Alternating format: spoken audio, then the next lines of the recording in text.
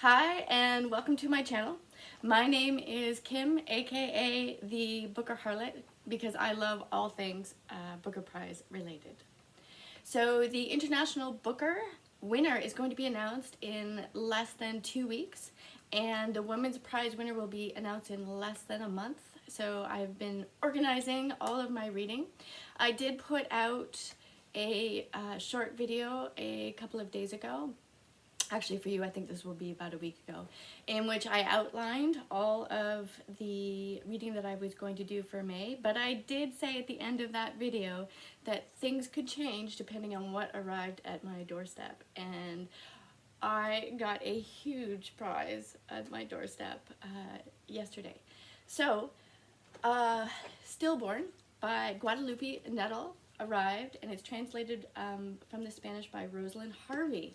Now, this book isn't available in Canada until August, so on a complete whim, I ordered it a couple of weeks ago and quickly forgot about it because I didn't think that it would arrive in time for the winner announcement. But lo and behold, it did.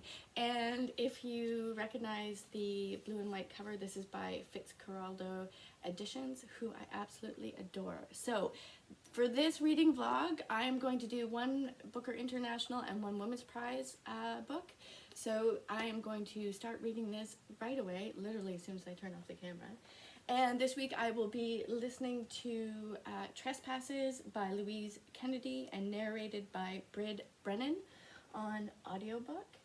And she is actually a debut novelist. So can you imagine writing your first book and getting shortlisted for the Women's Prize? So hopefully this will be another fabulous week of reading, and I will get back to you when I have thoughts.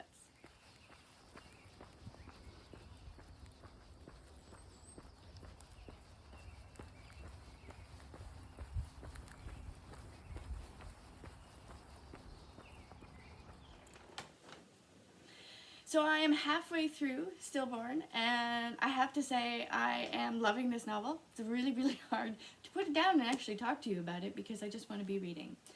So very briefly, it is a story, with no spoilers, of Alina and Laura, who are friends and in their mid-30s, and have always maintained that they were never going to have children, which is a hot topic and was something that I didn't think was going to appeal to me very much because I am one of those people, those women who have always known that I didn't want to have children. And I think that everybody needs the space to make their own personal decision without judgment. So back to the book. Hi, Wednesday. Laura makes a quick decision to be sterilized, and then Alina announces that her and her husband have been... Wednesday!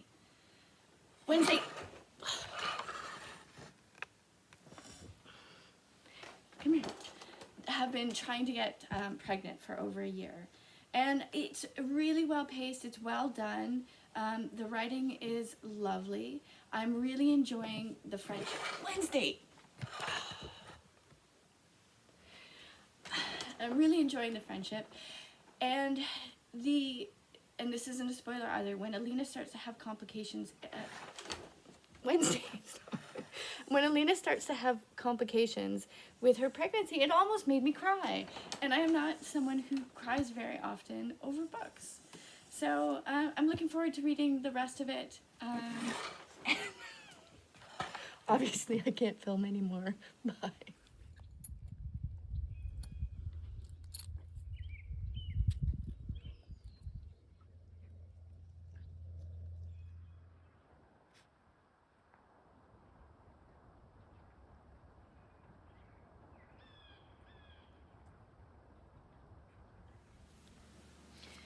I have just finished Stillborn, and I have to admit that it made me cry, but not for, and this is spoiler free, but not for the reasons that you would think, but because of the message that it sends about love. I think that this is going to be a very complicated and controversial book for so many people. It really examines motherhood,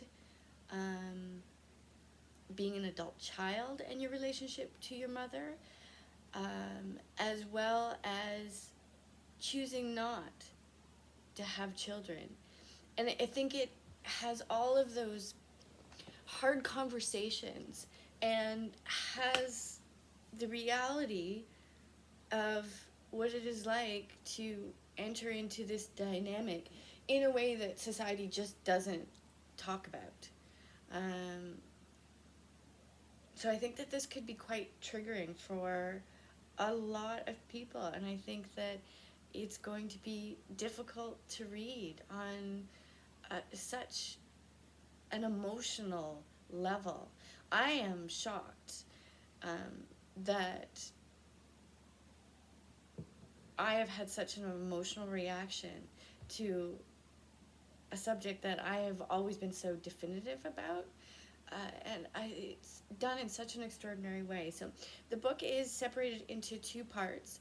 There is the first part in which both of the women come around to the possibility of motherhood, and then there is the reality in part two, when Inez is born, of what it is like to be a mother.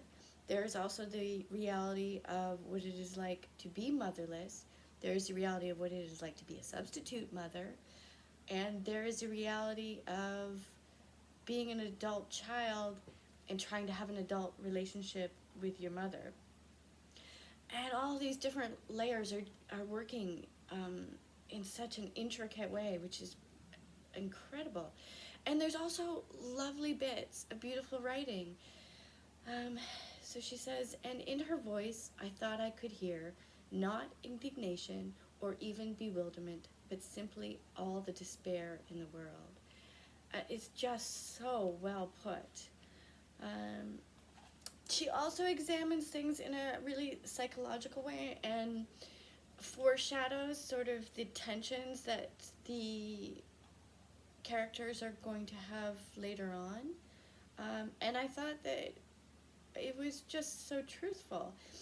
So in this section, it says, the truth was they were both inept, but it is always easier to blame others for what we cannot tolerate in ourselves, but what we cannot forgive ourselves for.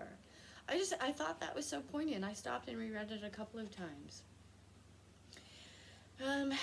You know, even the pigeons in this book have complicated relationships about motherhood, and that goes into a whole other realm, which was just fascinating. So there are two separate thoughts or two separate places that I marked out that I thought really embodied what this book stands for and what it's examining.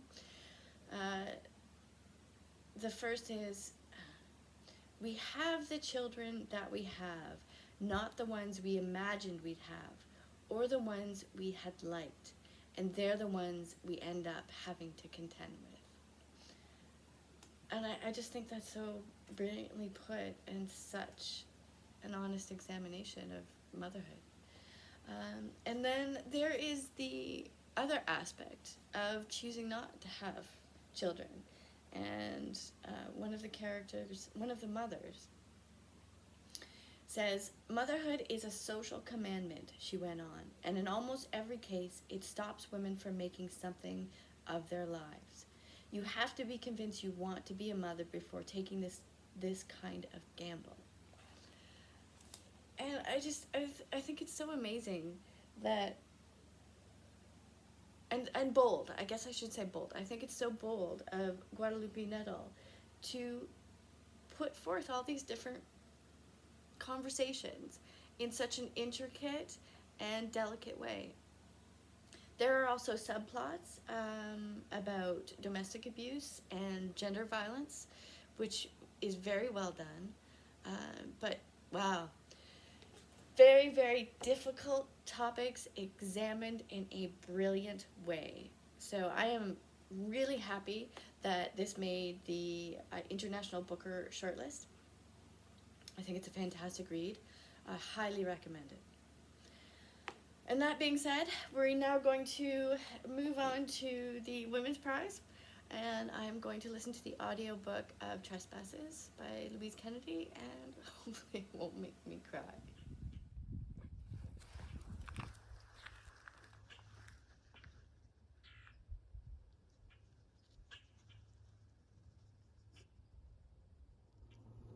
So I'm halfway through listening to the audiobook of Trespasses. And I would have to say that my first impression was that it was too slow paced. But now that I'm more into the book, I think that that was too harsh. If I could describe this book in one word, I would say traditional. It has a traditional plot. It takes place on the outskirts of Belfast in 1975 during the Troubles. It is about a 24-year-old Catholic teacher who falls in love with a Protestant married man who is 20 years older than she is. And at first I found the intrusion of Michael, who's the married older man, into Kushla's life, who is the main character, really, really irritating. And it was because, A, I didn't want the romance to go in a romance direction because it just seems so cliche, but B, this is the one part of her life that she actually has control of, and she's screwing it all up. But the more I listened to it, the more I realized that that is the right choice for this book, because all of the relationships are so dysfunctional. And of course she is going to enter into a dysfunctional relationship, and it's going to places, I'm not going to give it away, but it's not going to traditional places, which I think is very nuanced. The climate of the political and social background and the quiet tension that she creates from all of this violence is astounding and very subtle and refined. I'm finding that the relationships with all the other characters are so much more interesting than her relationship with Michael. There is a lovely moment in which she hugs her mother, who is atrocious, absolutely atrocious. I want to throw this woman under the bus every time she opens her mouth. Fantastic characters. I mean, what can you say?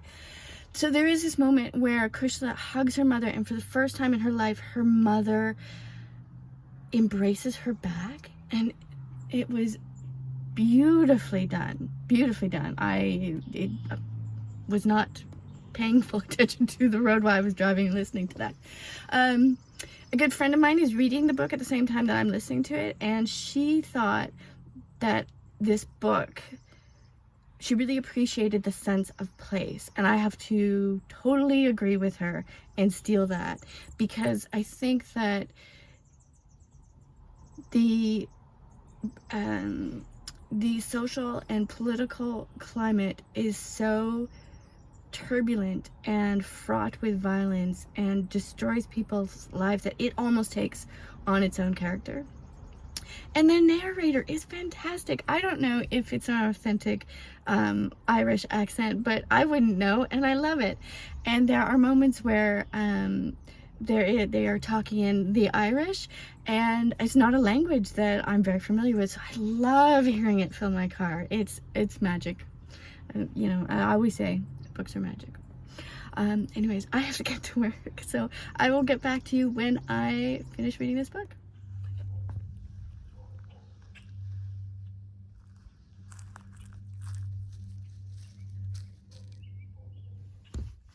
So I've just finished Trespasses, and I think it's a good book, but I don't think it's a great book. But it is a debut novel, and in terms of debut novels, this is stunning. I find that when writers publish their first book, they tend to put everything in it except for the kitchen sink. But this is very refined and very subtle and very minimal. So I would absolutely read her again. So thank you for joining me. I appreciate you spending your time with me.